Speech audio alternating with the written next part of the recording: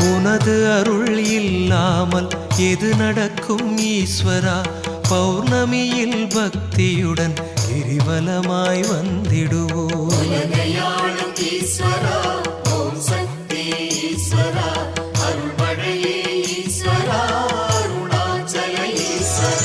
கனவெல்லாம் நனவாக கை கொடுக்கும் ஈஸ்வரா, பௌர்ணமியில் பக்தியுடன் கிரிவலமாய் வந்திடுவோம்.